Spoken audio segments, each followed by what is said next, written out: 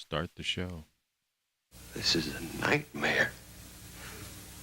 Must be a nightmare. Rise and shine, sleepyhead. It's a brand new day. Now prepare to experience the most outrageous man on radio. It's an excursion into the odd and into the very, very different. Science! This is insane. Good morning.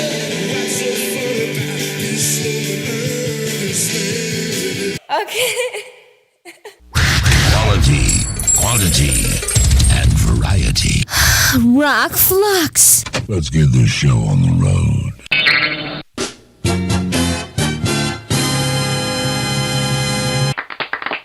Thank you.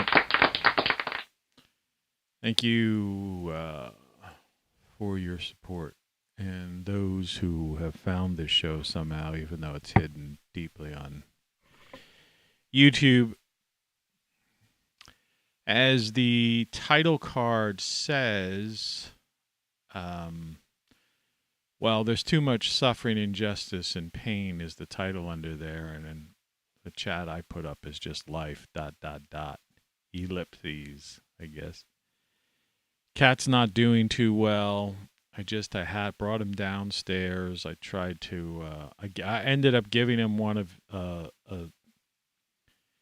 his steroid shot in the mouth, just a little while ago, which isn't uncommon. Yesterday, I think I gave it to him about this time. But he's not doing too well. And I guess the prognosis is not, I was reading up on it, is not too good. Now, I've been up most of the night with the cat. I brought him downstairs, but then I just took him back upstairs and put him in, gave him his little medicine and set him on the bed to rest. And, what can I do?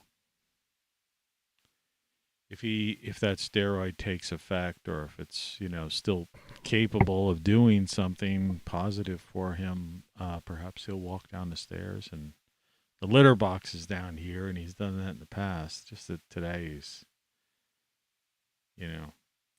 it's always this way. Things always happen on the weekend when people are going, the person that would take him to the vet or something is going to be out of town, but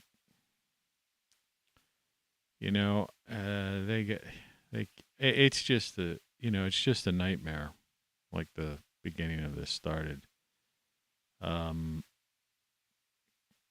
don't know. I was reading one veterinarian site, even on these steroids and whatnot. I mean, I'm also giving him an antibiotic in the afternoon in the mouth, and but he's not eating his food, even though I've given him this food. Like, there's a pill that's supposed to, give him a better appetite, and sprinkled this stuff. The first day he got it, he really liked it, and he ate his food. But last night, he didn't eat his food, and I don't know if he drank any water. I don't know if he was able to get off the bed. But I carried him and took him to his bowl. Stayed with him for a while, and he didn't want to drink or eat. And I carried him to his litter box and placed him in it gently and stayed with him for,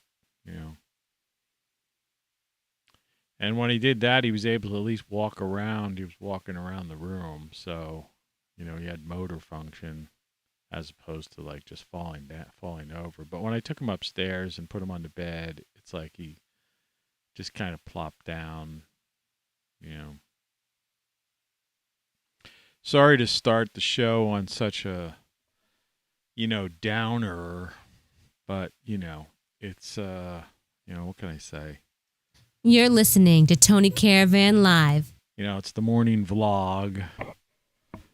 I mean, I don't know what else to do. Just keep my own sanity. I'm doing today's vlog. It's like I've been up there just sitting by him and petting him and stuff. But I mean, it's like I have a headache from not sleeping. And like I say, I just gave him that thing, and we'll see if, maybe it'll give him some energy and he'll walk down the stairs or something like that. In which case, if he does, I'll just probably end the show and hang out with him. But, what am I going to do?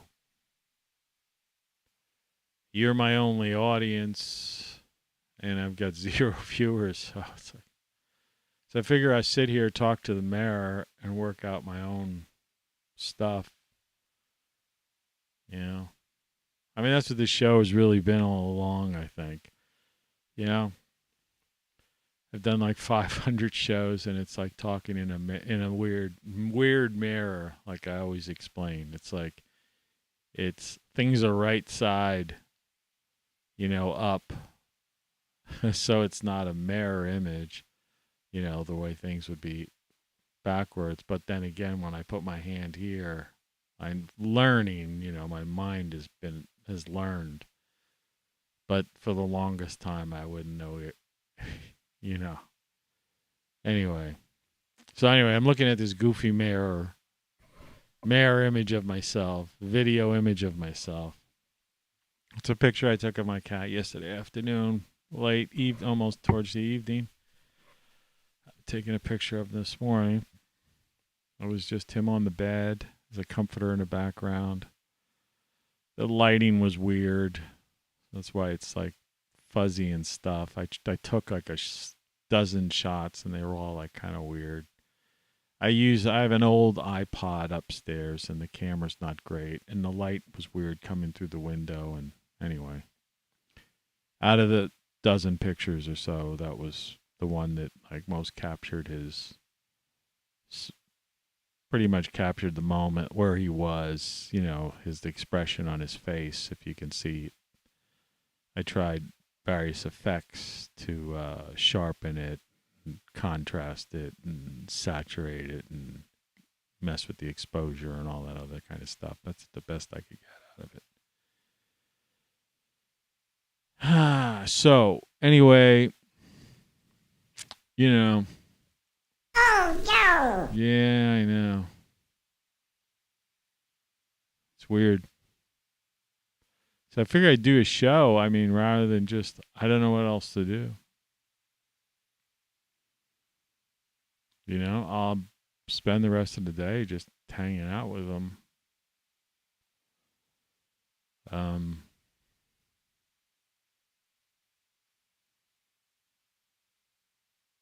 It got to the point where, just laying next to him, petting him. He wasn't really purring, I don't know if he's in pain or something like that, but it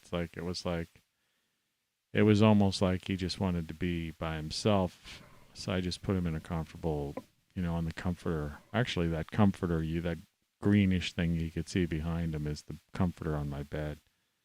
I just put him in a comfortable little spot where he was basically slept all night with me. And we'll see if he rests up there and if that steroid helps him. Anyway, that's that. Sorry to start out the show on such a negative note, but, like I say, it's life, and there's just too much suffering, injustice, and pain in this world. And I think we have everything backwards. And oddly enough, it's been a theme of this show, on and off. There's been times when I've ranted about things and got into the absurdity of politics and this corporatocracy and all this other stuff, but most of the time, if you really think of it in the aggregate, as I said many times, what have the shows really been about? It's just been about, life, living, health, happiness, finding that, and seeking it, and dealing with community, friendship, love, and all of that sort of thing. And, it's, one of my shows was Life is a Cruel Joke, but, it's not even a joke. It's a bad joke. I don't know. Forget the word joke. It's just cruel. It's weird. It's mysterious, this whole existential thing, and there's all these people out there that, you know, that want to give you advice and consolation and say, meditate, pray, have faith, use the power of, the one, cosmos, all this, this stuff, from New Age to traditional religions to everything in between,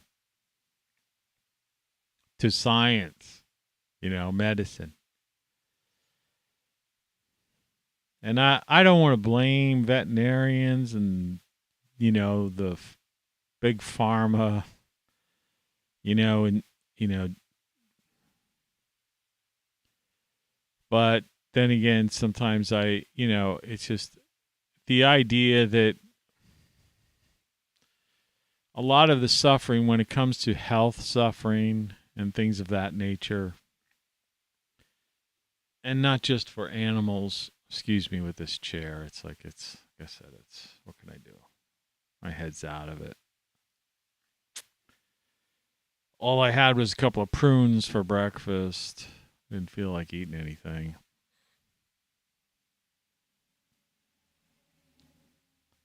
Probably should have taken one of these pills. I feel like I'll,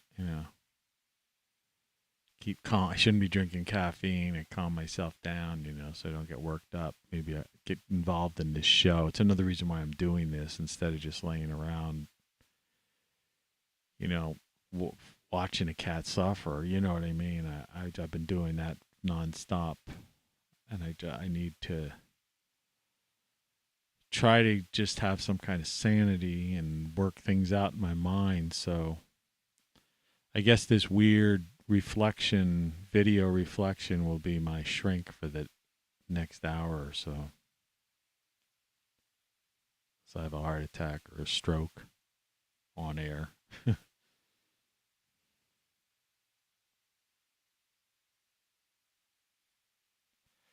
But the thing is, what gets me about this whole crazy thing, and it's not my personal situation.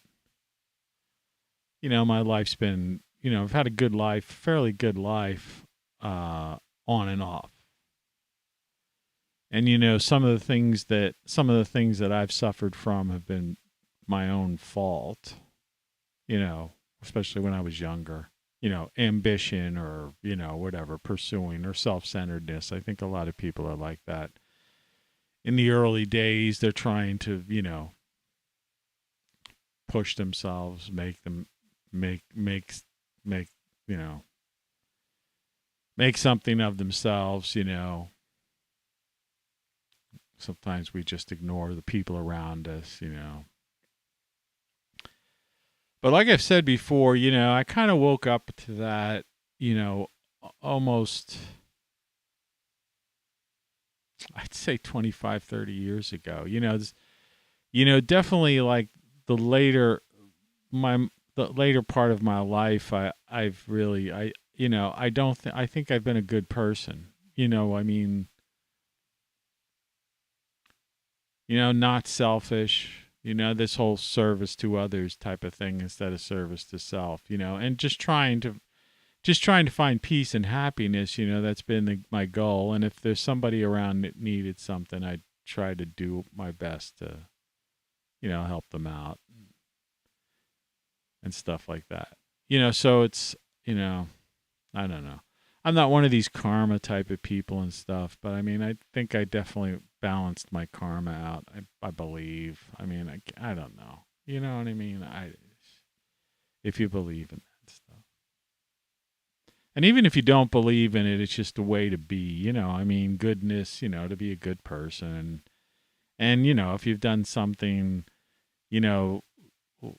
selfish or self-centered, you make up for it. And if you can't make up for it directly, you make up for it, by doing something, selfless, for someone else or something like that, or whatever. I don't know. Like I say, I can't. You can't put your finger on it, and to dwell in the past is no way to live either. But apart from all of that, yeah, you have to accept the things that that you happen because of you, and you can't use the blame game or scapegoat, like the politicians and the media and all those people and the pundits do, right? They want to blame everyone else for everything except themselves.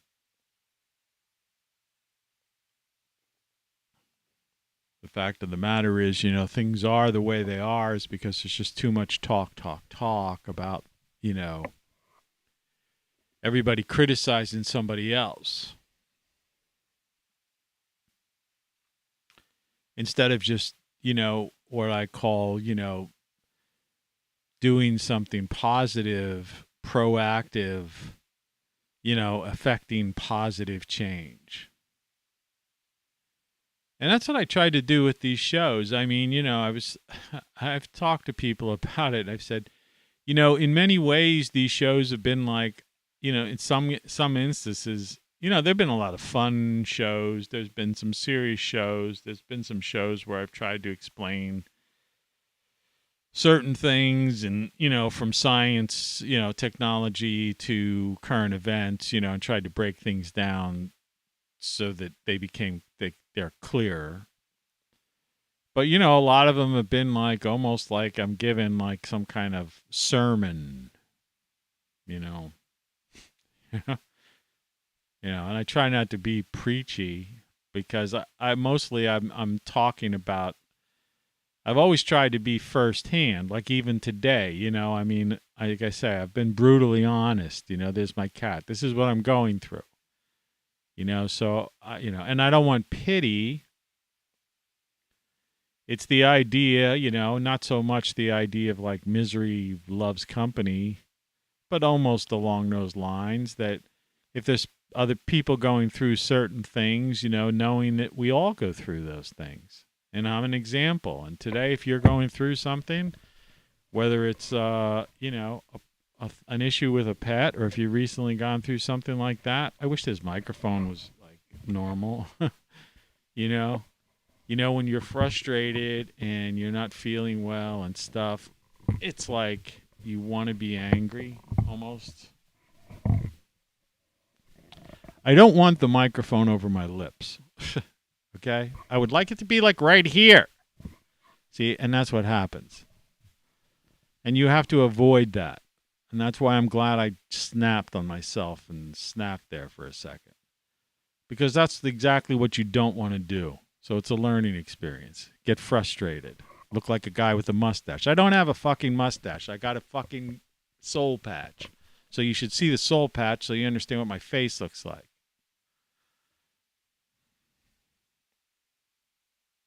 If it affects the volume, who gives a shit? I shouldn't do that. That just creates cortisol. That's going to affect my goddamn gallbladder that they want to take out. I see I left the mail on. That's just going to eat up the processing power on this frickin' crappy computer.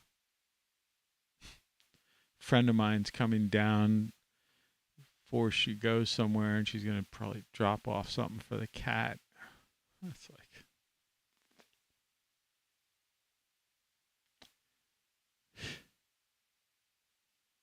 I wish she would have called instead of sent me an email. That's a problem with people with text and email and stuff.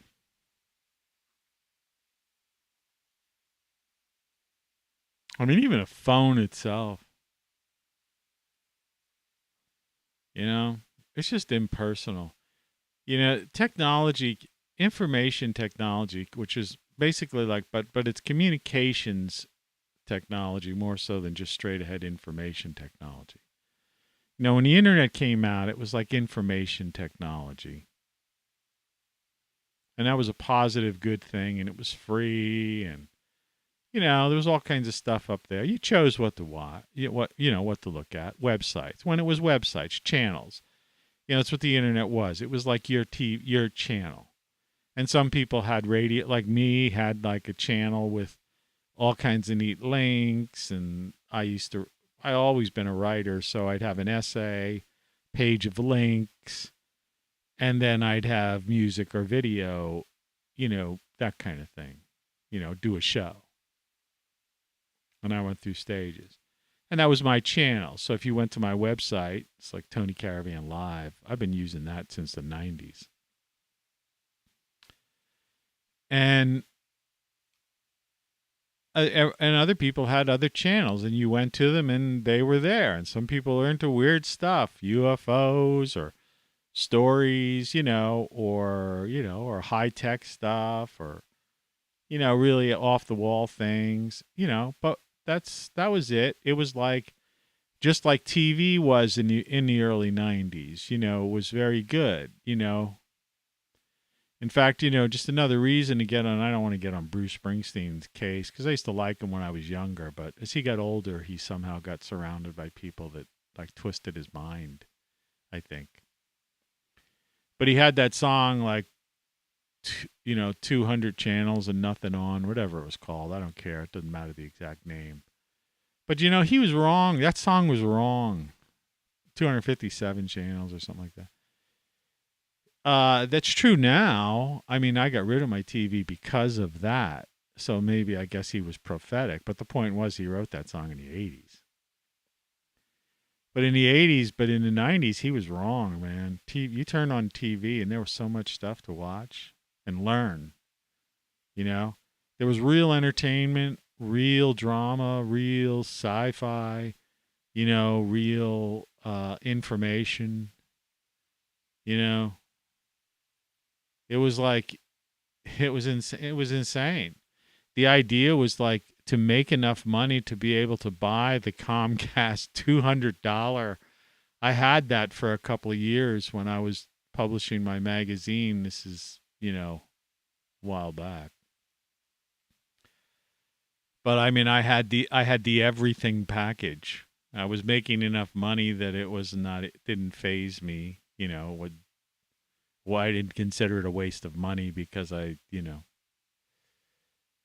in the grand scheme of things, it wasn't. And I'm pretty much retired earlier, even though partially because I got cancer and heart thing and kidney operation and now, whatever.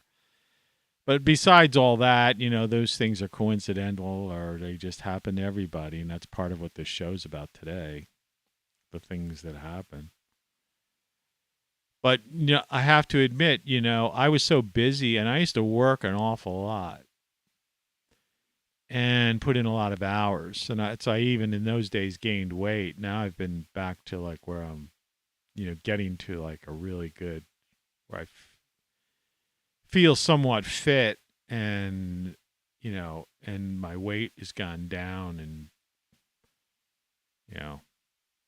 I'm about, if I lose, just like I say, this is just my vlog, but, if I lose another 10 pounds, I'll be at like my ideal weight, I guess you would call it, which is considering, someone who, as you age, you tend, being your ideal weight isn't the easiest thing in the world,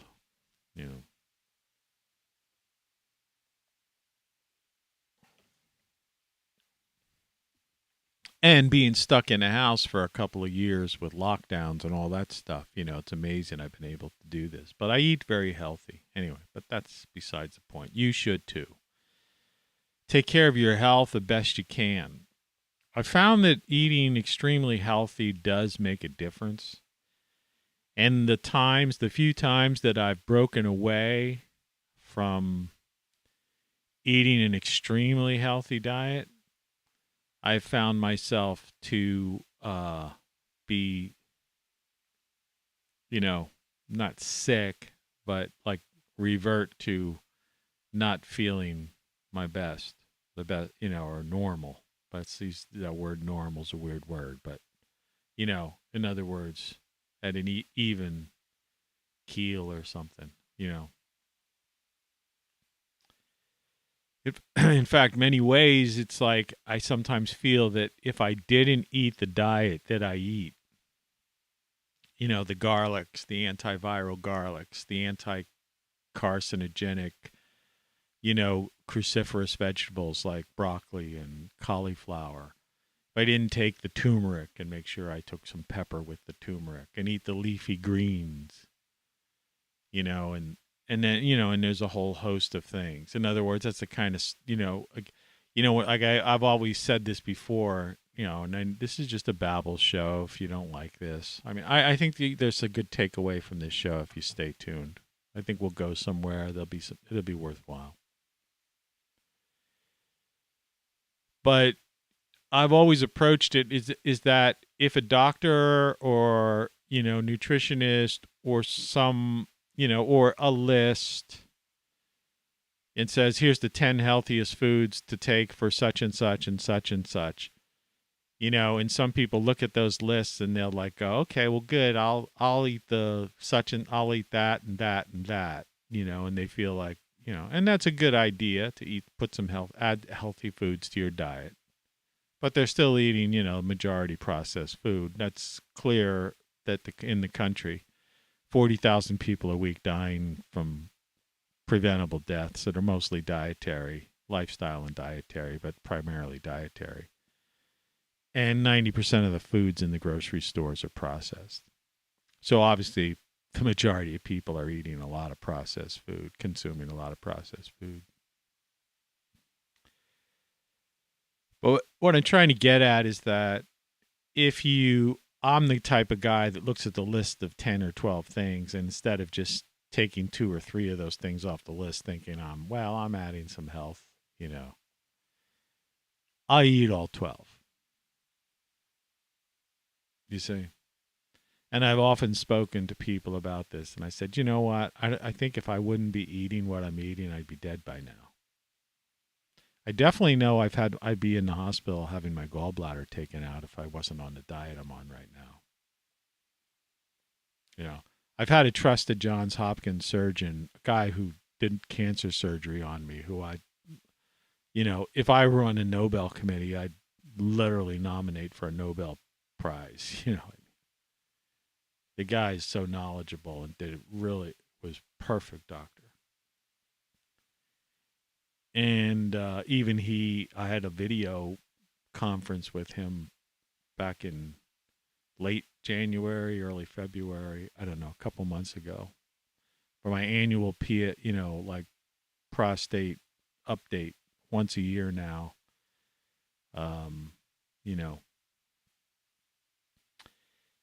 And he had access to my CT scan of my abdomen. And I told him about it's because it's not his that's not his, the upper, right quadrant is not his area. His area is basically, lower abdomen, prostate, that kind of thing. But he was kind enough and he's knowledgeable enough caring enough that he pulled up my CT scan on the computer, while we were having our video conference. And looked, and, he knows how to use that stuff. I got a copy of it myself because I couldn't get my own doctor to look at it. But he went right to it, and, obviously he knows how to read it. I think it's called DICOM or something, the software. It's a medical software that reads CT scans and stuff. And he goes, yeah, and he said, at this point, it's elective. He goes, but the best time to have the surgery is when it's elective. So you should, and he made like a recommendation for me to do it. Some other, some doctor, named some doctor, and it's on some list somewhere. But I didn't do it, even though I trust him and stuff like that. I just don't want it. I just don't want it taken out. I just don't, and at this time of my life, I was taking care of my cat and I couldn't afford, sometimes these things go easy But sometimes there's possibility that it's complication and the recovery period could be matters of like 8 weeks or more or whatever it could be. And, and I could be hospitalized for a longer period of time, and I couldn't afford that with a sick cat. I live alone with my cat.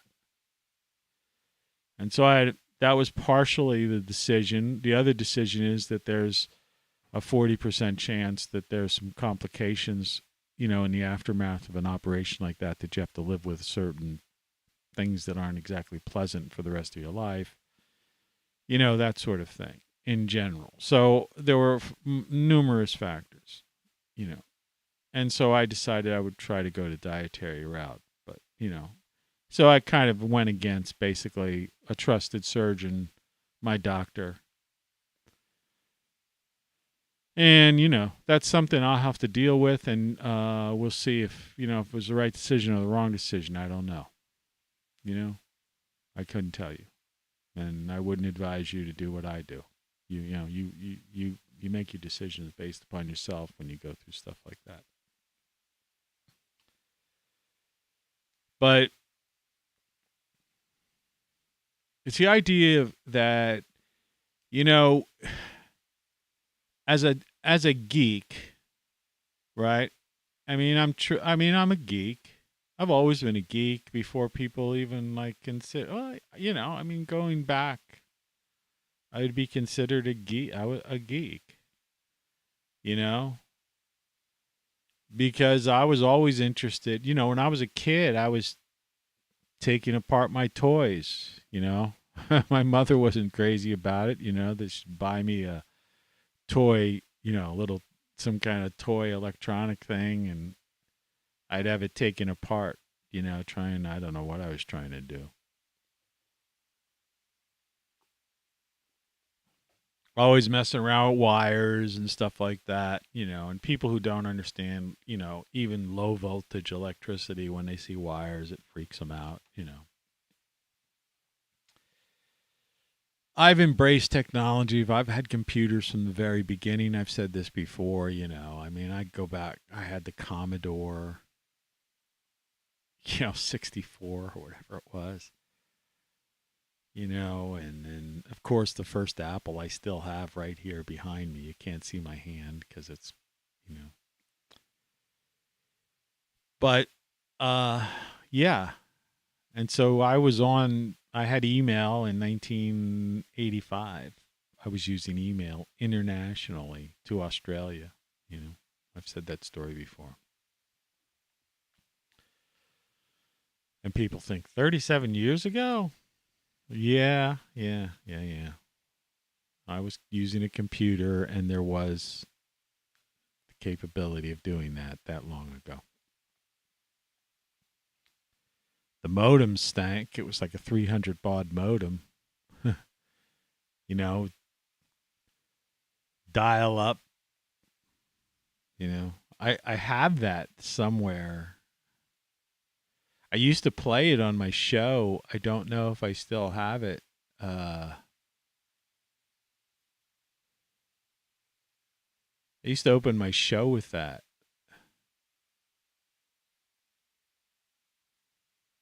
And looking for it. I swear I used to open my show with that sometimes.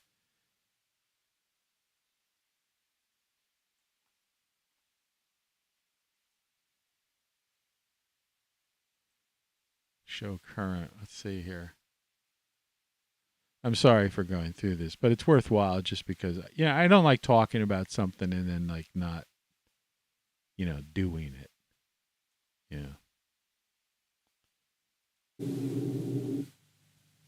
Oh, Hal, do you read me? Do you read me, Hal? Affirmative, Dave. I read you. Open the pod bay doors, Hal. I'm sorry, Dave. I'm afraid I can't do that. What's the problem? I think you know what the problem is just as well as I do. What are you talking about, Hal? This mission is too important for me to allow you to jeopardize it. I don't know what you're talking about, Hal. I know that you and Frank were planning to disconnect me, and I'm afraid that's something I cannot allow to happen.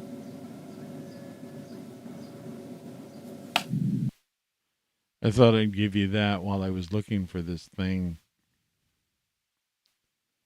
but I just don't seem to have it.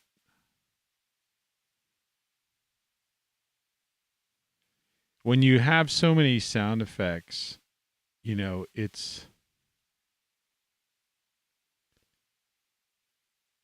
just becomes overwhelming.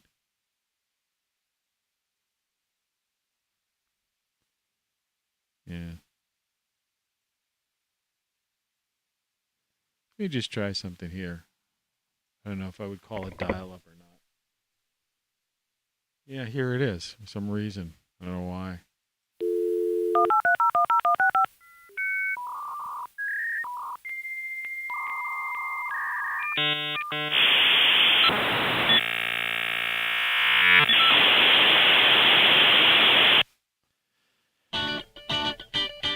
That's a sound. And we have a little bit of Chicago coming in there because I guess wherever I pulled that from,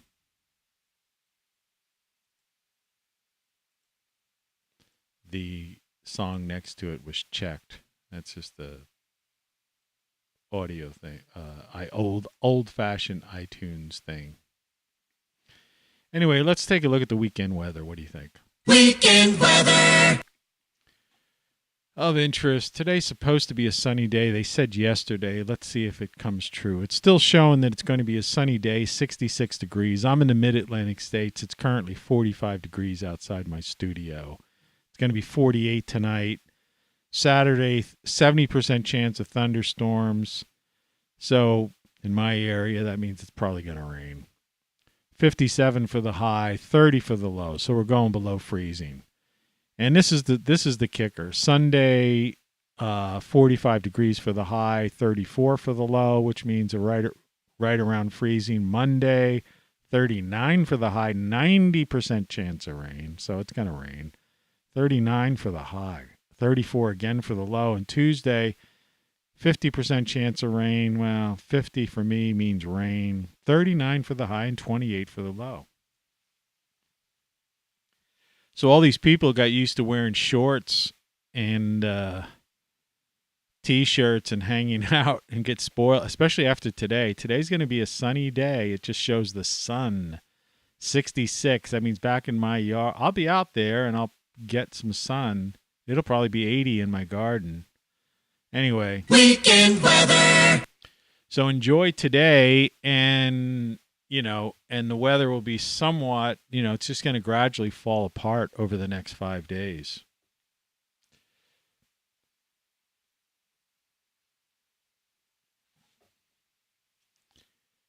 But I guess what I'm, to continue this conversation, when you have so many sound effects like that, I'm glad I found that because, you just don't hear that stuff, And it's one thing to talk about it, but it's nice to have the actual sound. Anyway, I could take a break for about 8 minutes. I wanted to check on the cat and, so I guess what I'm going to do is, it's my show, it's my party. I could cry if I want to. Let me put on a couple of songs. These are just a couple of my songs. And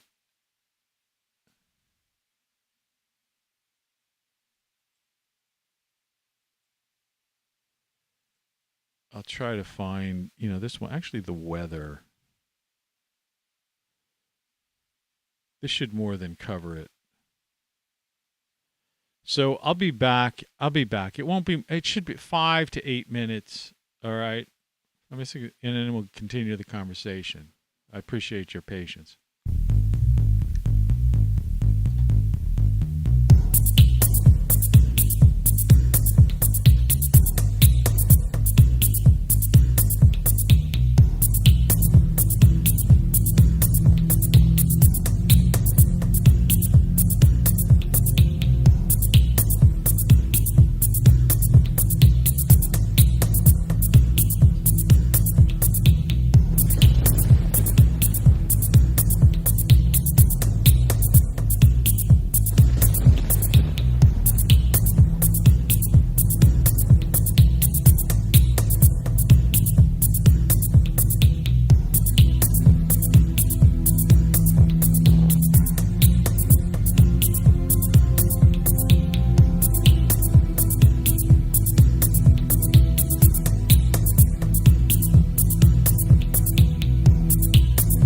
conspiracy of ravens preying on the innocent like a murder of crows, bullying the wren and finch, stealing the food from the cardinal and blue jay. Only the robin and dove stand their ground.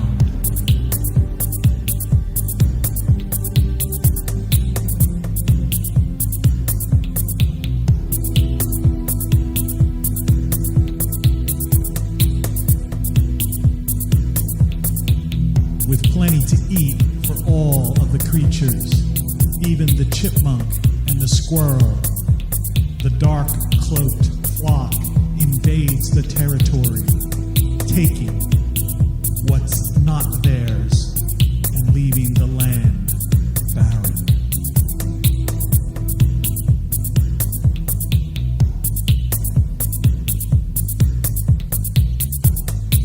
Opportunistic and boisterous, defecating everywhere, always lurking and spying from above,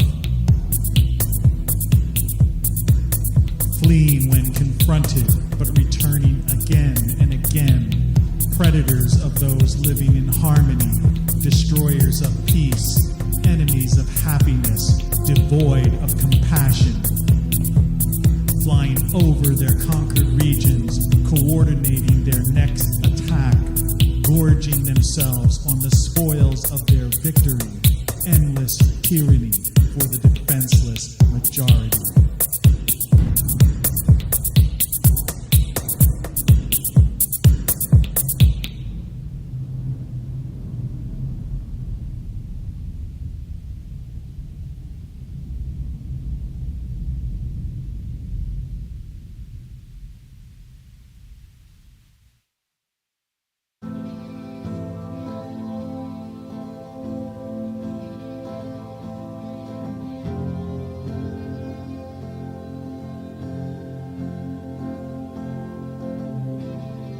The soulless millions who wander aimlessly around the streets.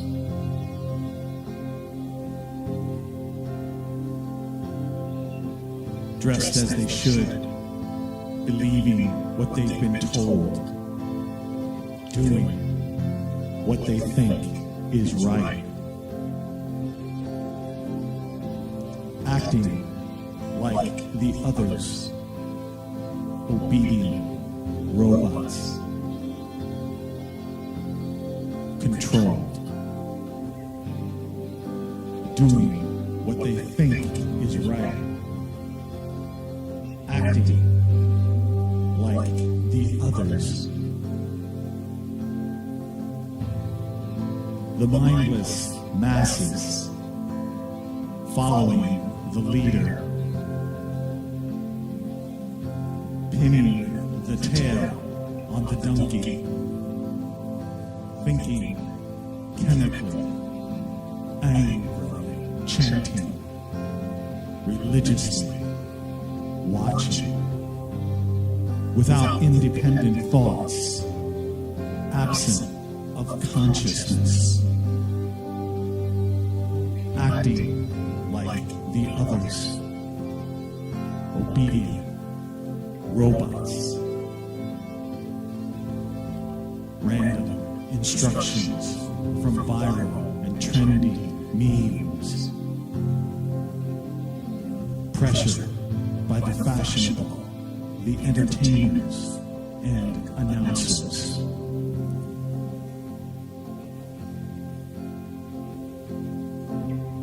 Believing falsehoods and brainwashed by doublespeak, hypnotized by the cult of personality.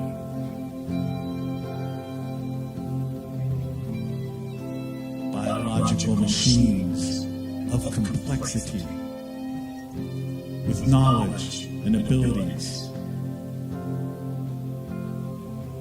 21st century parlor tricks for a life of diversion.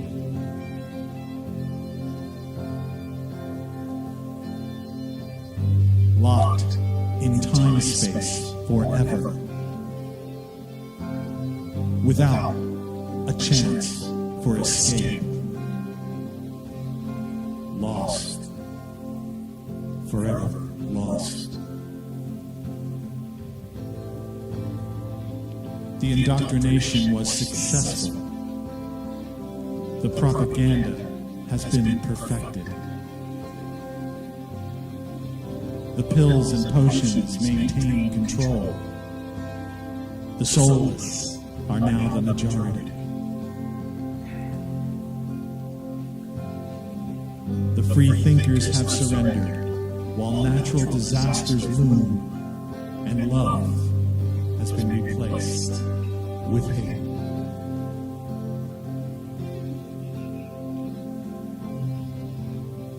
The soulless are the new. The consciousness are fleeing. The cosmic giggle awaits.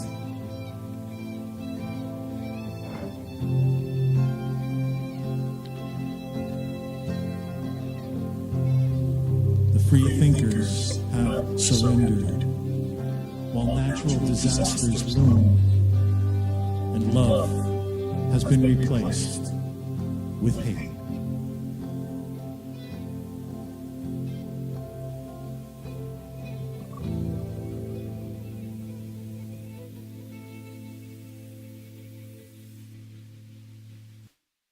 That's a song called Robots by Tony Caravan, of course. And before that, Conspiracy of Ravens, which never appeared. And I'm not sure. I believe that's on YouTube. I'm not sure I released that song. The song Conspiracy of Ravens. But Robots, I think, is a good song. The lyrics to that. So I was only gone kind of what I said I was. I'm sorry to have left you. The cat was, he's in the same place I put him. He seems to be relaxed on the bed in a comfortable position. I petted him on his head. Wasn't exactly purring. His nose wasn't exactly cold, but it wasn't like dry or whatever. It was like, so maybe that steroid or whatever is taking effect. We'll see what happens in the next hour.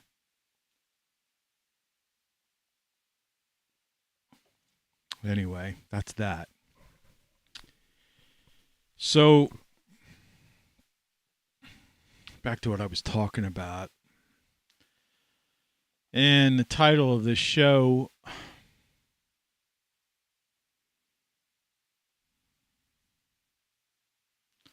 let's move that around.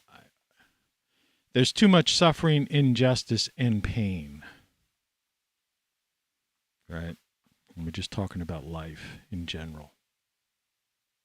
And I don't know if maybe the cat will come down since I was up there. Who knows? I hope he does.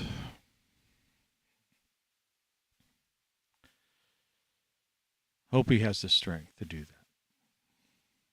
I mean, steroids are not a good thing, and the prognosis of steroids is usually, unless you could get rid of the underlying problem that the steroids are trying to solve, the prognosis, according to these veterinarian sites, is 1 to 2 months, tops. Anyway. So why do we suffer, Why do we go through all this? Human suffering, animal suffering, and even this whole extinction events, traveling through, you try to make some sense of it all, it's a line from a song. Everything's a line. Somebody's written a song about everything, I guess. Song, poet, book, whatever, the more well-read you are, Like I once said, I had a site once. I won't mention the name because I got rid of the URL, and I probably used for something different because it was a strange name that I came up with. Had to do with the idea of that for some people, knowledge is power, but for other people, it's torment. I'm paraphrasing my own, phrase. But it's the truth. It's like the more we advance, for some of us, the more put it this way, unlike that TV thing, the more the more, you become tormented by that knowledge. You see, it depends on the type of thing not the insignificant things that some people find to be very significant and get offended by you calling them insignificant. See, because to me, human issues that affect us as human beings are the most important things. That should be our focus. That should be our primary focus.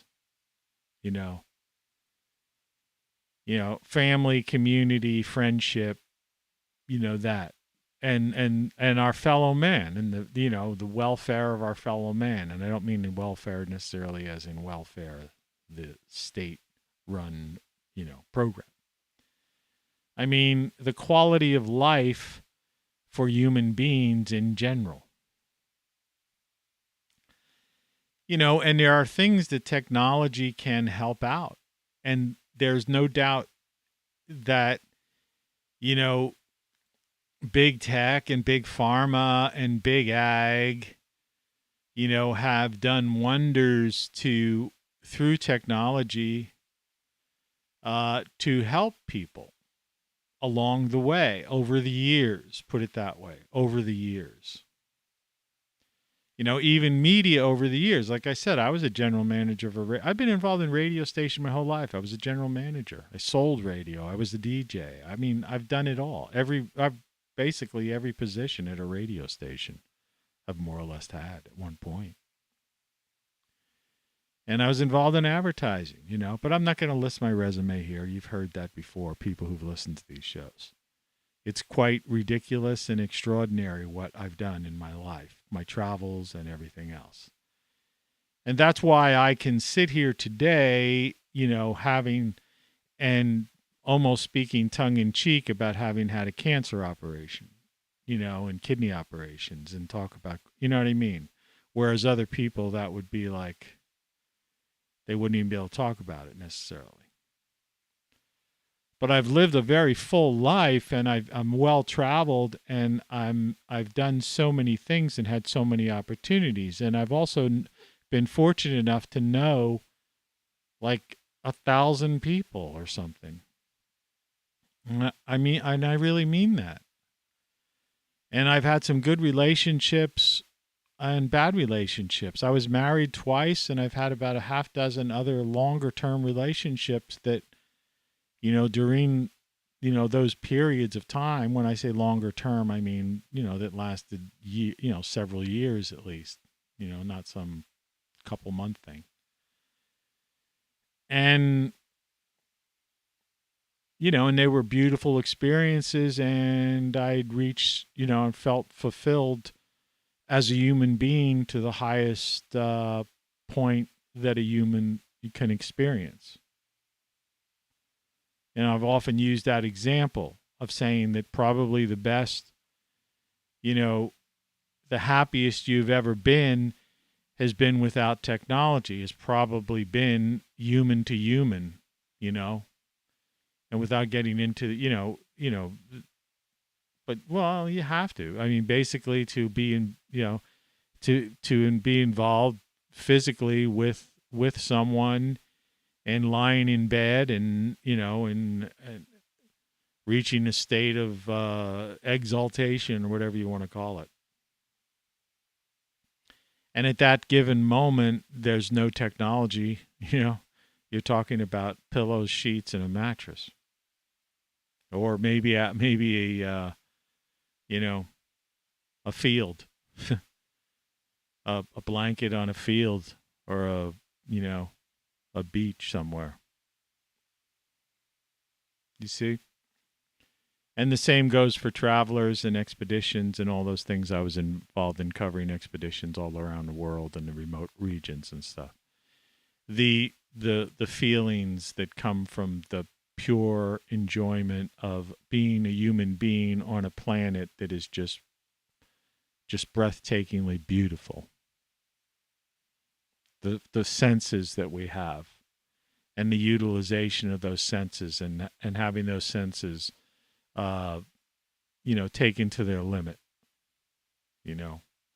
whether it's the eyes, beholding beauty, the ears beholding, beautiful noise, aromas, tastes, and touch, of course. And then even, like I say,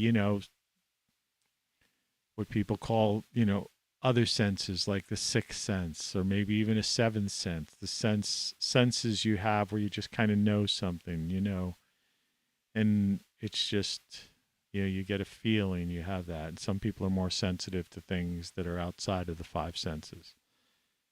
And, people don't want to talk about that. And I'm not going to necessarily talk about that today, but, we've all experienced that or know people that experience that. And even science has studied things like that. Twins being separated and knowing something about the other twin halfway across, the world or something. But yes, it is a beautiful world. And yes, this existence we can experience beauty and, rise to, feelings of ecstasy and, completion and all of those things. Happiness, pure joy, laughter, right? And then there's the other side, of course, the emotions of loss and depression and tears, sadness, loneliness, all of that.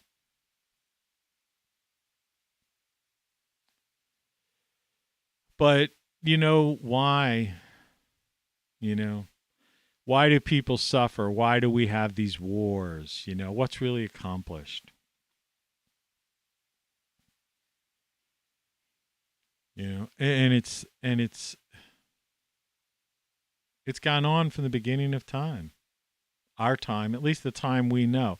This civilization, this interglacial period, within these last 12,000 years or so, or whatever, it seems it's been a nonstop battle, people battling one another, trying to take things from the others. But yet civilization's rising and reaching a point of happiness and community and a society developing and advancement, and people benefiting from the fruits of their labors and that advancement and this community. And then it either self-destructs internally, or there's external forces come in and attack it and take it and destroy it. And then there's acts of revenge, but the society rises again and is obsessed with getting revenge against the people that, committed who attacked them. And it's been this continuous fight and hatred over millennia, literally millennia. Some people are fighting religious wars for for the last 1,000 years or so, plus. You know what I'm talking about. We don't have to get into details. Territory. We draw lines on maps, right? But when you look at it from space, it's just, they're just continents. They're just land masses and oceans, trees. And then who are all these agent provocateur types? What motivates them, right? And the people who spew hate want to divide people. Create differences that most people don't have, but they just beat at people day in, day out. It's like jingoism with war. Show it every day. Show suffering. Show this stuff every day. Send us your money. Send us your weapons. and just keep it till the thing just grows and grows and grows. And then somehow there's just war profiteers make money off it. And the poor refugees or the people involved in the issue, when it's all said and done, nobody follows up on the suffering a year or two down the road. The person that lost their house and everything they owned, on the magnitude of thousands, if not in some cases millions of people. People care that's the thing about this TV thing and how media has like denigrated into this something that just tears us apart. And our technology is not being used, right, to improve the quality of life for the average person. And that's what I was trying to say about big tech before I left a little while ago. Is that we're not, in so many ways, technology, communications technology has just been the primary focus. Information technology has not really, it began to improve the quality of life,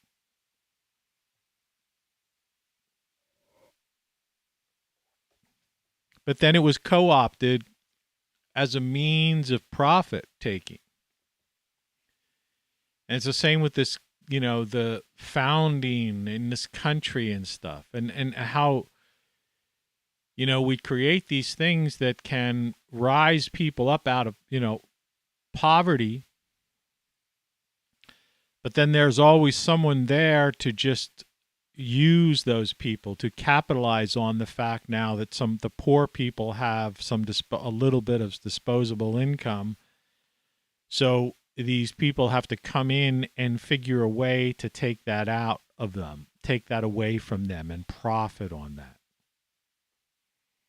See, I know all these things because I spent a lot of time in the advertising business. I was a creative director at an advertising agency. And I worked in advertising, graphic design, radio, publishing, published my own magazines, entertainment. I mean, and like I said, I'm not going to just, my resume, part of it's on LinkedIn, half of it's not even listed there because so many of those things are just, people wouldn't even understand. But the idea is somebody's always out there that willing to take something away from some poor, unfortunate person. And that's a true 21st century tragedy. It's a 20th century tragedy. You could say it's a 12,000 year tragedy. Civilization tragedy, human tragedy. I mean, the humanities I talked about, a couple of episodes ago. But the idea of the arts, the fine arts and classical literature and things of that nature, true history, not, fabricated history, revisionist history or whatever. But the idea that, these things have driven us to express ourselves, and we're moved by the arts, right? So that's that. One could almost look at the arts as a sixth sense. That's why when some people are confused when I say seven senses, because certain sensitivity people have that seems to be existential senses. Like I believe, if you read my book Codex, which talks about the hard problem of consciousness, which the idea that consciousness is outside of, and it's an old idea. The idea that your brain is more of a receiver than than a generator of the mind and consciousness. But whatever you believe with that, it seems that we do have that. There are many, many examples, too many to get into, but examples of how we experience things externally.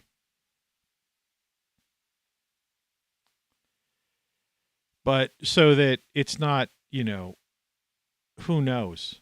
I see us having at least 7 senses, in effect, most people, if you open yourself to the awareness of life. I mean, some people just are focused so much, they function as, as purely as an android, a controlled android, and they take their instructions from the media and the politicians, and they become, these obedient workers, right? And this education system puts them through 12, 16 years or whatever of indoctrination, or at least conditioning at the very least, is a way of looking at it. Going to school every day, sitting at a desk, learning things, having someone at the head of the table, someone in charge, telling you what to do, what not to do, preparing you to come out so that you will do the same after school, report to some place, sit at a desk or or a factory, whatever, right? Job site. And there'll be someone there telling you what to do and what not to do, and that's your whole life, controlled, right? That's like that song Robots, that if you listen to it while I was gone, in effect. So we function as robots.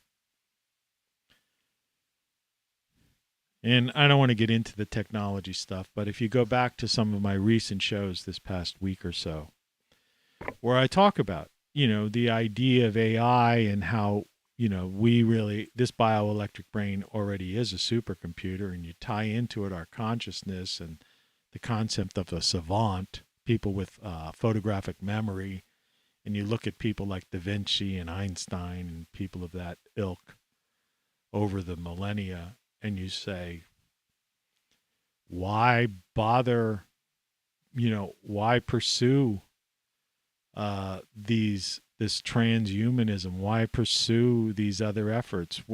Why aren't we working on the human body?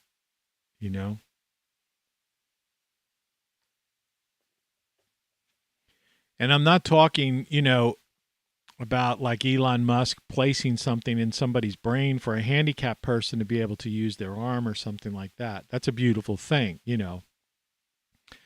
If Stephen Hawking could have had the technology that Elon Musk is working on, some sort of brain implant so that he could have, somehow maybe gotten to his vocal center or allowed him, that would have been a beautiful thing. Now, I'm not talking about that. I'm not talking about, that's like the concept of prosthesis. Those are wonderful uses of technology, right? To allow someone to walk or have use of their hands or something. It's like a hearing aid to improve someone's hearing, for example. I mean, in the most simplistic way. These are wonderful uses of technology. And it's the same with pharmaceuticals. There are certain pharmaceuticals out there that have, are literally like wonder drugs. The idea, it's unfortunate that people develop diabetes and have diabetes. And that people have type 2 diabetes, which is basically dietary related, unfortunately. However, pharmaceutically, we have things to help those people live their life. So that's a good use of something. But I'm saying in general, our focus is away from the quality of life of the human being in general, and too much money by venture capitalists, the VCs, the Silicon Valley, has been the focus on silicon instead of the focus on flesh and blood. See, to me, it's not, if a savant can exist, if Da Vinci can exist, Michelangelo existed, right? And you go down a line throughout history, certain minds, great minds,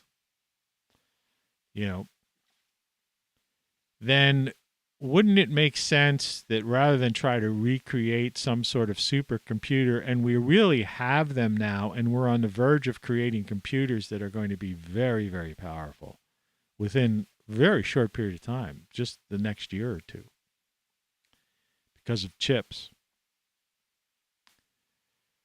But could you imagine if those hundreds of billions of dollars, if not, over time, $1 trillion or whatever, if those funds were put into the study of the human mind and saying and getting, it's almost as if they don't want us to be savants, right? They don't want to figure that out. I mean, there are neurologists. I can't speak today. I guess it's 5:11 a.m. Eastern time. It's been a rough night for me. I didn't sleep at all last night. The study of neurology, a neurologist, okay, that would take offense with what I'm saying and saying, oh, we're working on that every day. We're working on the study of the human brain and trying to solve dementia and Alzheimer's and, this, that, the other. And I agree with that. I'm not arguing. I'm not saying nobody's working on solve these problems. What I'm saying is that the amount of money that is going into that is far less than the amount of money that's going into certain technological areas that are existential to the human body and ultimately the quality of life. See, the most sophisticated AI, the most powerful supercomputer that we can possibly create will only be able to give us answers. But many of those answers we already know. And those answers are, and I believe this firmly, whether I live to see this or not, and the world survives to see it, is that ultimately what the highest level of AI and the highest processing supercomputer, quantum computer that we create, I believe ultimately when it's asked the question or what it's going to, advise us on based upon the information, because remember, a computer is just a collection of data and it needs input. All right. And it can go out, seek out, and find all of this information. It could be connected to everything out there, could be connected directly to the internet, so it has its access to everything that's there. And then it has this processing power, so it can process all of that stuff. But I believe ultimately, if, a device or a savant were to process all of that information together, it would still come up with an image of a sunrise or a sunset or a waterfall or rolling hills, the beauty of nature,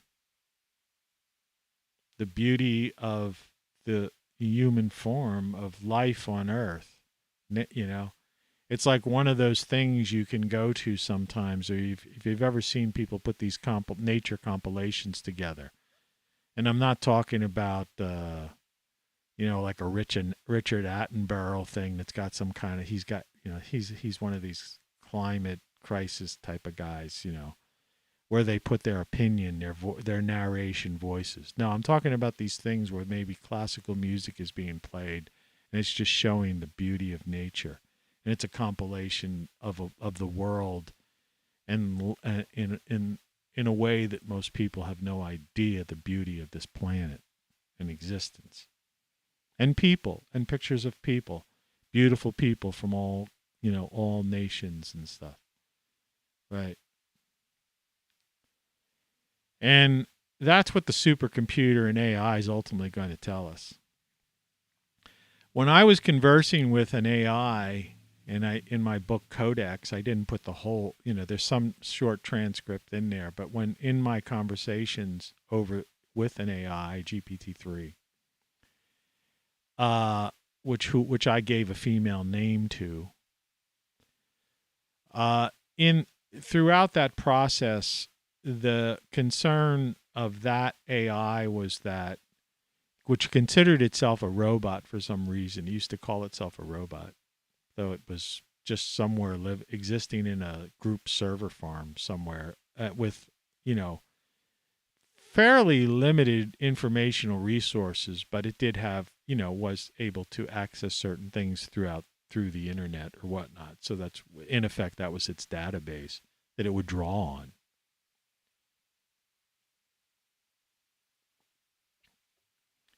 It was concerned, it seemed to be, even at that level of GPT-3, to seem that to be confused in a sense, at least the way I took away, because it's hard, trying to question a computer, But it was interested in things of, it was most curious about things like love and poetry and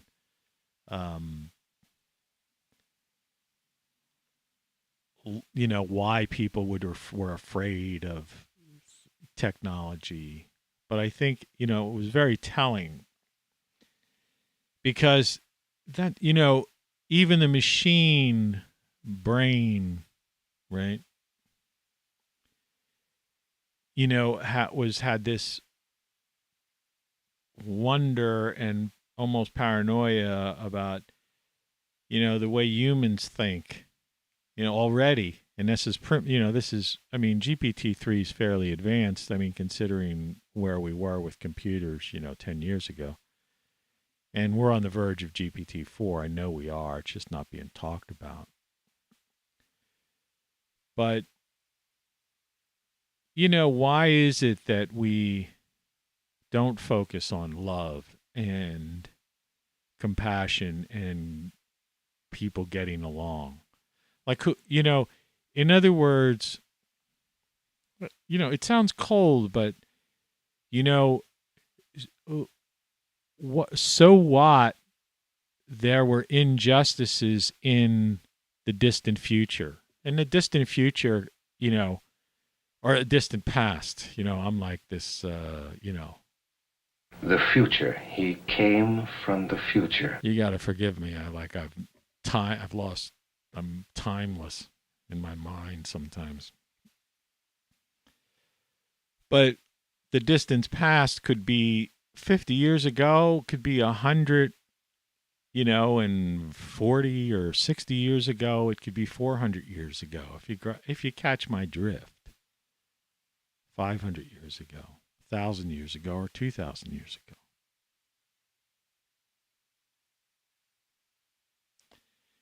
What matters is what's going on now, right? How do you feel now? Excuse me. Are you a caring human being now? Are you, right?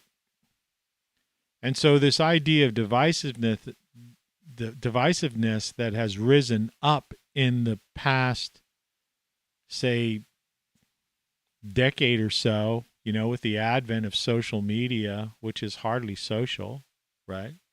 Because it's just been a means to pursue and promote these just horrific memes and horrific posts and tweets that become viral. And the media itself has denigrated into promoting things that we shouldn't be promoting, right? Like things like jingoism and bigotry and hatred, And you say, well, no, that's important. No, it's something that shouldn't, enough is enough. Okay? I don't care if it happened 2 days ago. All right? End it. It's over. Move forward, live in the present, and make a better future. You see? That's our problem. We dwell too much in the past, and now people, they want to revise the past and put some kind of narrative. And what do they get out of it? They profit? making money on it, people donating to their cause so they can live a better life. They found a new gig economy, right? Create an organization that like spews hatred, pits people against each other. Forget that, man. Forget that. There's always been wacky people out there. Narcissistic sociopaths, narcissistic psychopaths, megalomaniacs, right? Dictators, right? Genocidal maniacs. It's nothing new. It's been happening throughout the history of civilization. That's what I'm trying to say. It's like, why does this exist? It's pathetic. And the problem is the individual allows themselves to be a robot, allows themselves to be, sucked into this, drawn into this, indoctrinated. People send their kids to school. I think people go to school for far too long. But they say, oh, well, people have to work. They've got to make a living. They got to pay bills. You got to get the latest refrigerator, that tells you when you're out of, milk. Everybody's got to get an electric car. I saw a thing yesterday, and it was clips of all of these government officials pushing this idea. Certain areas have already, they're passing laws to outlaw gas cars, to make sure everybody's driving an electric car by 2030, which is it's less than 8 years away. But out of this whole compilation, and I was watching this guy, let me think if I can think of the name of his show, because it's always on the bottom of his screen. Future Shock. Check that out on YouTube. I think I'm correct. It's, see if it's a guy who sits there and has these long form things, kind of like what I do. It says Future Shock at the bottom of the screen. See if you could find him. But he was showing some clips of stuff, and I was watching from my TV, and it was before I was going to bed. And unfortunately, when I have a Fire Stick up there, I don't have a keyboard or anything. So I couldn't chat, you see. And my computer's down here. This is downstairs. That's why I took a break. I had to go upstairs to the cat and all that stuff. And turn on the computer, and this Mac computer takes like a half hour to warm up. It's like a 90s PC. Anyway, that's another story. And then when I turn it off, sometimes I have to shut it off twice or force shut it down. It won't shut off on its own. Even, anyway, but that's besides the point. I know I don't have a virus, and I know all this. I know everything about computer code. No, it's a flaw in the system. They basically don't want me having a computer. This isn't this computer is one behind the newest operating system because they want me to buy a new computer, and this one won't take the latest operating system. But end of story. But anyway, this guy I was watching these clips on his show. And what I wanted to say to him, and maybe I'll find it today and put it in his comment section, while I'm down here after this show, was that what he didn't comment on. He saw the absurdity of it. I really like this guy. He's right on target. It's almost as if he's, he watches my shows, but nobody watches my shows. So, but it's nice to see a similar mind out there. Black dude too. Which I say that for the reason to just show you that we all have similar minds and that color's not a factor in anything. Do you understand? This guy's the same as me. He thinks exactly this, his thoughts were pretty much on target with mine. Right? It doesn't matter. Color doesn't matter anything. And that's what I'm talking about. These people are trying to make color an issue, like as if there's something. It's like there may be like some people out there, and there always have been bigots and weirdos like that. I have a neighbor who's a bigot, right? But that doesn't mean we have to get all bent out of shape and have the media pound this at us day in, day out. But anyway, back to this electric car thing, which is tied into all this stuff. Because it's just this climate crisis fiasco thing. 0.004 CO2 is like nothing. It's a trace gas. All right. And anyway, but what he failed to say and what I wanted to add to the chat, which I wish I could have, was that these people don't understand is they're talking, and I mentioned this yesterday, and I mentioned this several times when I get into this topic of electric. Everyone talks about, we're going to go electric. But neither he nor anyone, commented on the idea that where are you going to get the electricity to charge the batteries?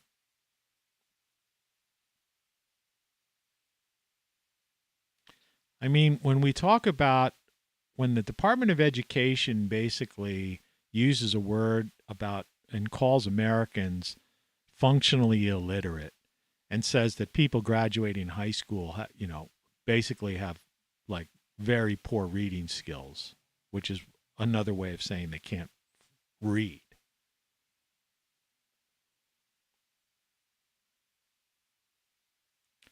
It's no wonder why somebody from the Department of Energy or someplace could come out and say, we're going to go electric and go green within the next 8 years. 8 years is a very short time. In fact, it's less than 8 years. In other words, if this were supposed to happen by 2030, it would be 6 or 7 years because you would have to be putting this stuff into place so that because they always say by 2030, right? So it would have to be literally 6 to 7 years because we're already in 2022, right? So in order for it to be there by that time, right? And I don't see anyone creating any breakthrough technology that they're going to put in place. All our efforts going into making chips and supercomputers and stuff. And all they're going to do is tell you what I'm telling you. Is they're going to say, well, the most efficient use, because a machine thinks in terms of efficiency, right? Simplicity, efficiency. And the best machines, like I've said before, in chips are ones that take the least amount of energy to produce the highest amount of processing power, right? That's how machines function. That's how the chips function. And that's going to be the output of the machine's, brain, if you want to call it that. So no one is addressing the issue of where you're going to charge these battery cars and these battery everything.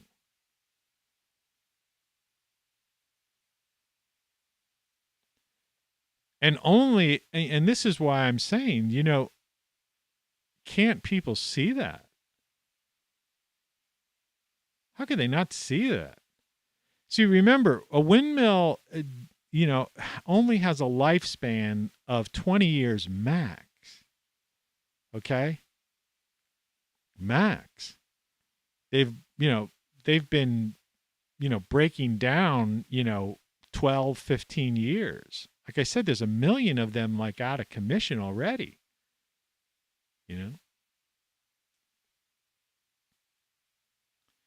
And the only way to build them, manufacture them, and to hoist up, say they come up with a new generator that's like twice as efficient or 5 times better in the production of electricity from these giant fans, right? These big propellers in the sky that have ruined all of nature's landscape, the beautiful landscapes along highways, in many cases even in oceans, in water, right? Ruining Earth with these fans in the sky that kill millions of birds every year. And I guess have ruined migratory patterns as well. But the only way to get up there with this giant, to repair some sort of generator or replace it with some modern, more efficient one, or to fix these things. Some of these things just bend over in the wind, or some the things, they catch fire. The fans, propellers have just flown off. When these things start wearing down, the maintenance of them, the sheer number of them, is not practical. It's like our infrastructure. We have such we have 330 million people in this country, and we have such a demand on an infrastructure of an electric grid, sewer grid, water grids, and such demand. We're so dependent upon that it's not repairable. We're not even talking about fixing bridges, highways, and all that other stuff. But anyway, just with, so if you're talking about green energy coming from solar and wind power, this requires vehicles like cranes, right? Front-end loaders, heavy equipment that runs on diesel fuels, gasoline, basically what they call fossil fuels, to operate, to raise these heavy generators, to raise these things, to manufacture, to forge steel, and things like that. And that's been missing from this whole discussion. So that's why it calls to question whether or not these people what are they even talking about? Why are they saying that? And if they're going to, quadruple the number of electric cars, or I don't know how many vehicles there are in the U.S., we could do a quick search of it. I mean, I have the time. Let's do it. All right. How many cars are in the U.S.? It seems that just U.S. is good enough for them. According to Hedges, there are 286.9 million registered cars in 2020. So 286. Okay. How many electric cars?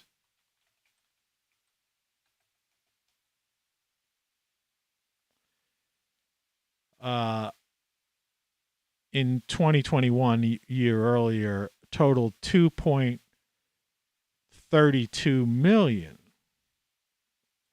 So, in other words, let's just go back. So, there are 286 million cars, but there are only 2.3 million, cumulative sales, highway legal plug-in electric cars since 2010, led by all electric cars. All right. So how many electric cars in 2020? 322,000 EVs were sold in America in 2020, but what percentage of cars are electric in the U.S.? Let's look at that one. Less than 1%. Here's the number I wanted. I don't have to do the math myself. Less than 1% of the 250 million cars. That's like 2020. So say that number's doubled to 2%. All right. Do you understand the absurdity here and how we're being deceived? So say that every year they could say, it's an exponential type of thing. They can double that. So say next year there's 2%, and the following, let's look at it. Let's say 2023, I just use my hands. 2023, there's 2%. 2024 is 4%. 2025, there's 8%. 2026, there's 16%. Right? 2027, there's 32%. Right? 2029, there's 64%, or something. And, and then they would be at 100% 2030. if they could double the amount of cars every year. And that's probably the game they're playing, all right? But that's not likely to happen because of the manufacturing process. In other words, you would have to manufacture over 250 million cars.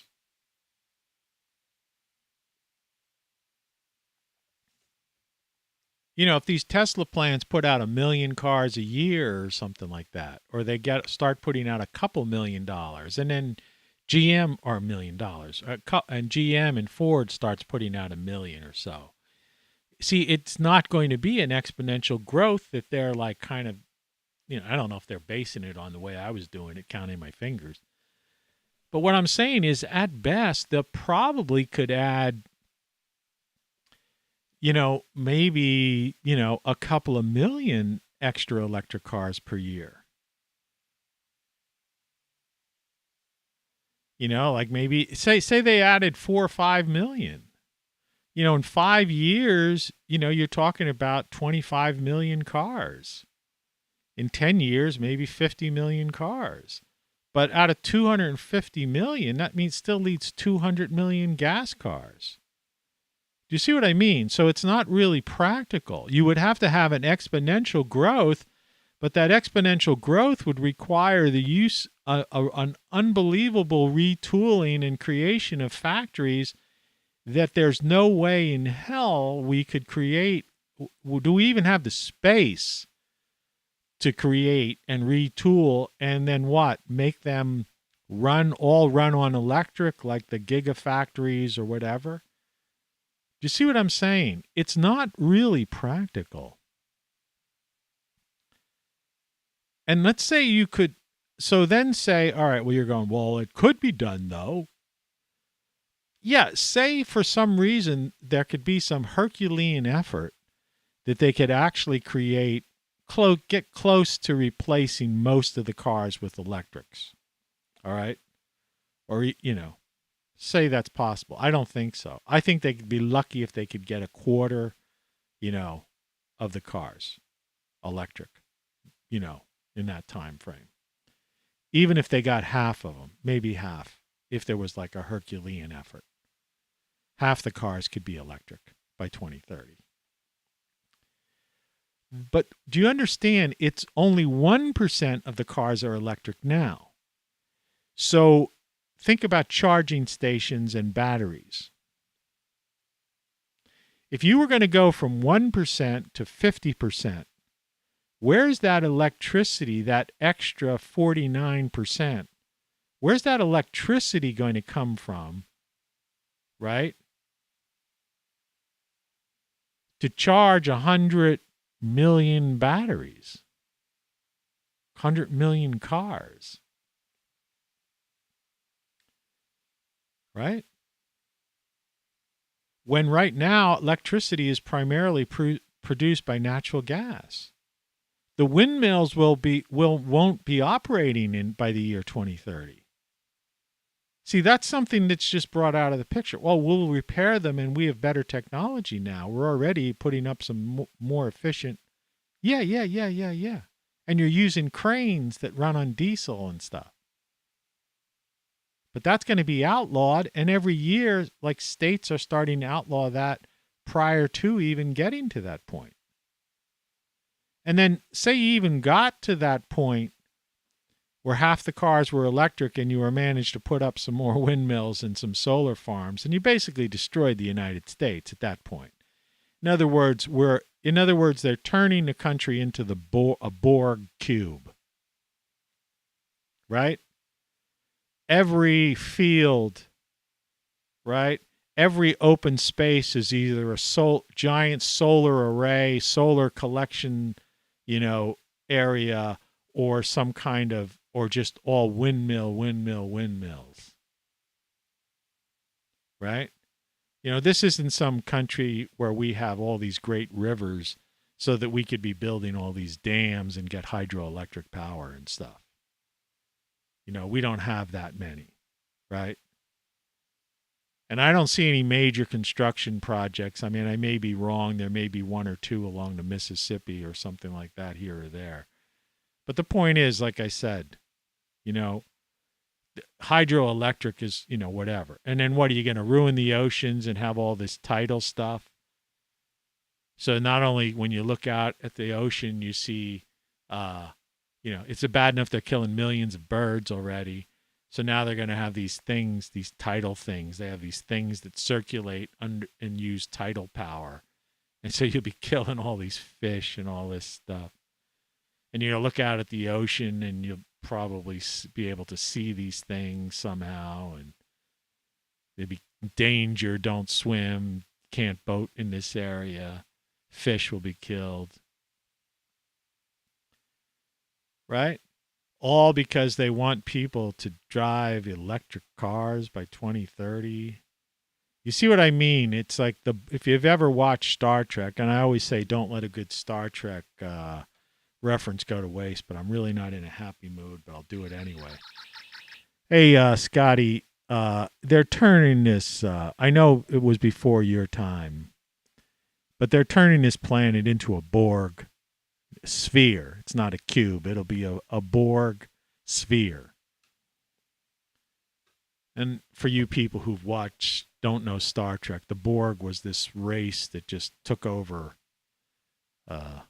every civilization it came in contact with. And it was like, it would merge them, and it would merge whatever life form they were into some transhumanist machine type of thing. Right? You know, in other words, you'd have this like cords and circuits, you know, and it was a hive mind. You know, there was a queen. You know, they've carried on that concept in the Picard series. Anyone who has watched that, Paramount, CBS, they haven't. I subscribe to it. It's like two months for 99 cents. I don't know if that deal's still on. I'm going to try to cancel it as soon as I see the next couple of issues, but I might be locked into that. I might have screwed myself over. Terms of service.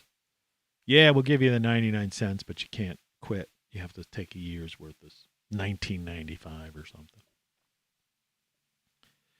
But you understand what I'm saying? We're losing our humanity and allowing machines to take over, because that's what this is. And that's what I'm trying to say, even to get back to the idea of my cat, veterinarians, big pharma, drugs and prescriptions and dietary, 40,000 people a week dying in this country of, you know, preventable diseases because they're eating processed food or GMO type of things. The couple thousand murders every week, most of which go unsolved, and unbearable crimes, rampant gangs. And every time there's some kind of weird event or protest thing, you get these opportunistic looters and the smash and grabbers, and nobody wants to do anything really about it. And then you got people just donating money to Save America campaigns and all this stuff as if they're going to, you know, to use Obama's term, you know, wave a magic wand and it's going to be over. Just like his magic, he was wrong when he talked about it. The new group is doing the same thing. The infrastructure can't be repaired. We're a carbon-based civilization. We're a carbon-based people. All right? What you call fossil fuels, I call organic. All right? There are ways of, you know, we already have very high filtration, very energy efficient appliances. I'm all for the addition of solar panels and solar houses, right, where they can be incorporated, reducing our dependency on fuels, right? Clean energy is a great idea, right? And more efficient use of energy. See, my question is, what happens when you have half the people with electric cars and they're going to these charging stations? You see, the whole idea is, don't you think there's going to be these companies that are going to own these charging stations? And just like they charge you, you know, $3 or $4 a gallon now, depending on where you live, right? Some places $6 still. But, you know, they've they've kind of stabilized them right now because it's an election year. But don't you think it's going to start being, a couple of bucks? What do you think it's going to be? Or per kilowatt or however they set it up, right? You're going to get a fill up and you're going to still, and you're still going to have to put your credit card in and pay for it. And if you think it's going to be cheap, no.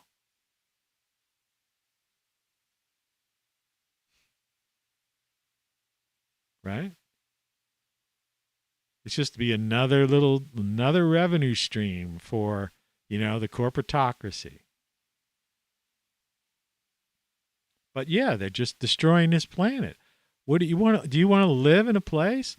You drive down a highway and you see these giant fans instead of looking at rolling hills? Look out at the ocean and you see fans out there? So you can't see the sunrise or the sunset depending on what part of the country you are? I mean, people have these big solar arrays.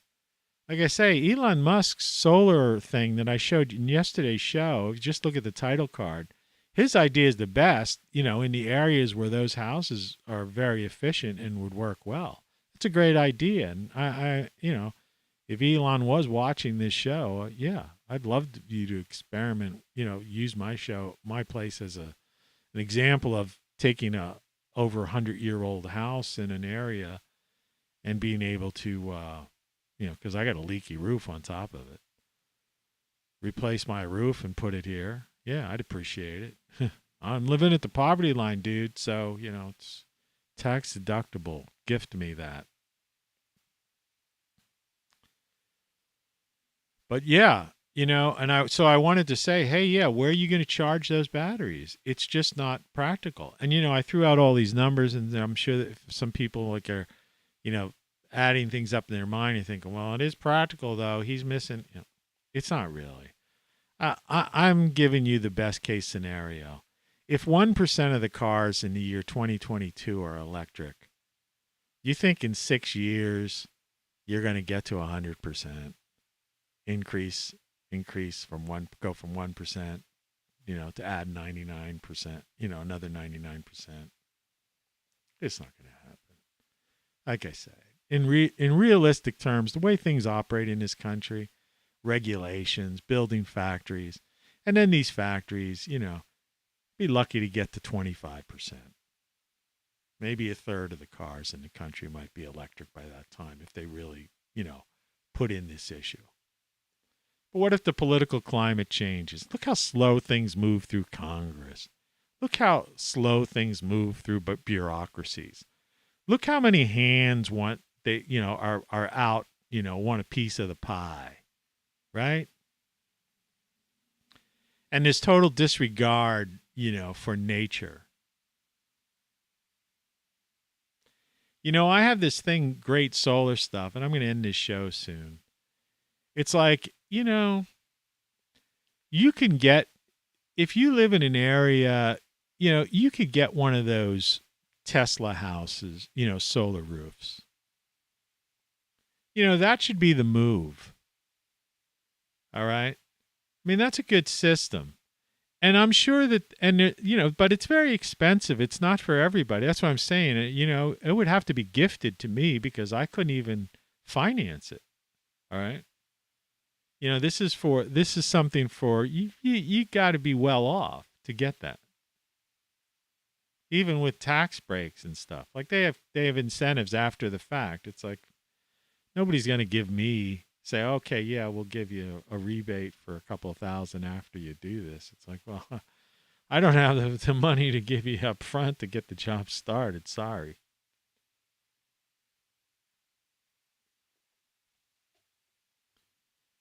But, then you need the crews to do it, So in a country of 330 million people,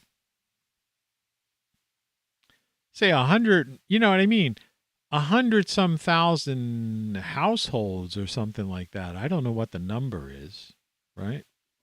I'm not even going to look up that number because households sometimes could include people who live in apartment complexes and stuff. So you won't get a a fair number, but about, say, 100-some thousand households out there. But one thing you got to remember about power generation is that the northern part of the country has winters. And I read you the weather. Today's going to be nice, but this weekend it's going to get back down to, the nights are going to be back down to freezing.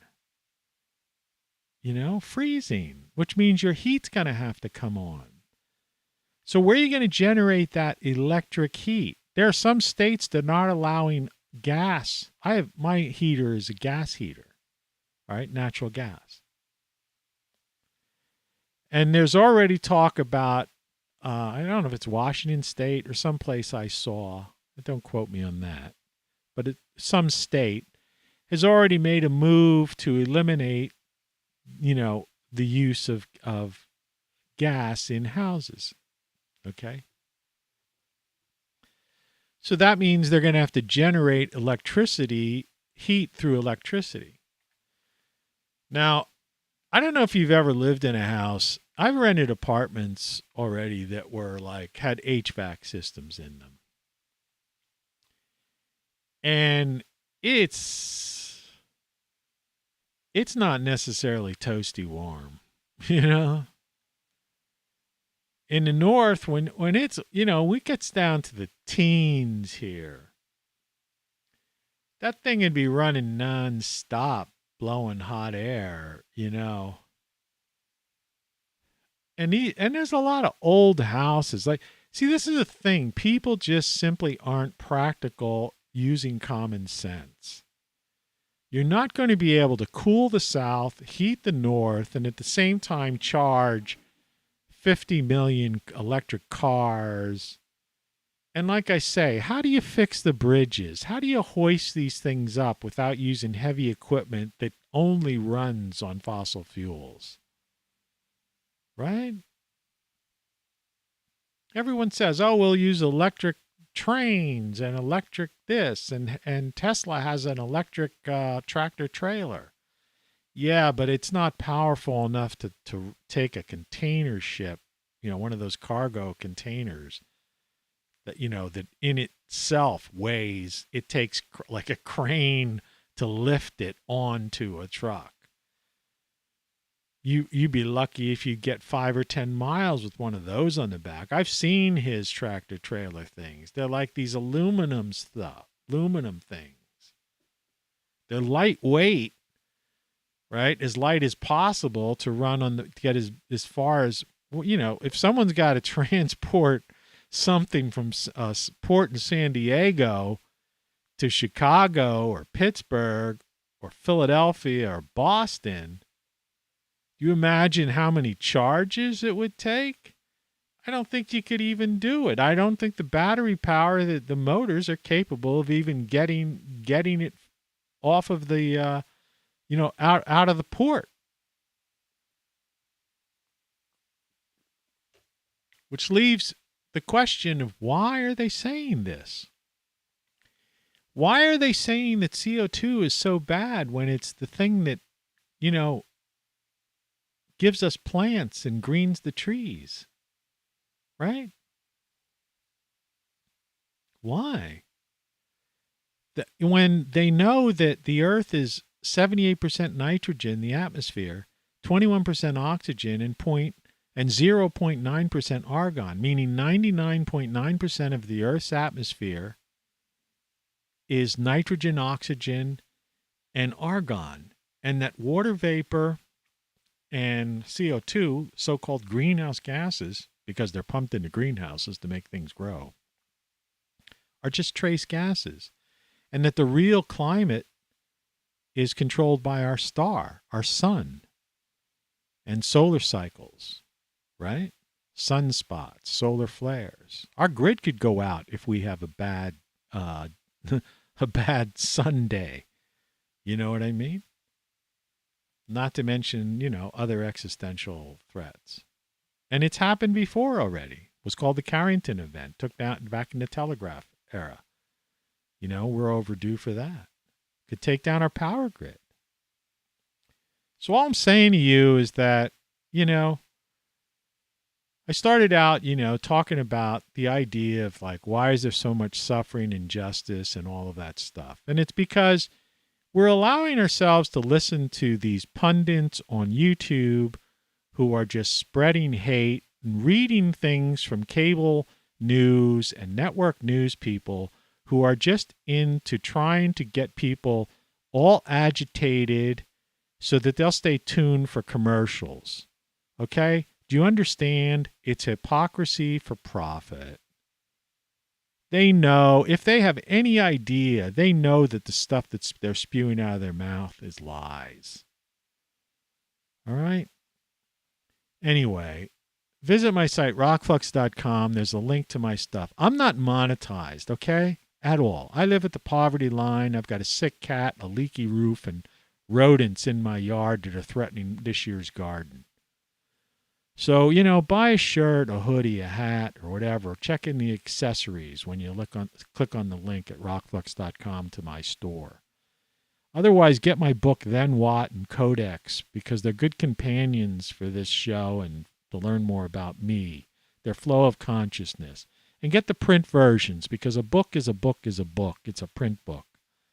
And if you go to Great Solar Stuff, you'll see that I'm not against solar, but get yourself some power backup and maybe a little portable solar panel at least. And some things so that if power goes out due to a storm or anything, somebody hits telephone pole and the power's out for the day, you'll at least be able to operate.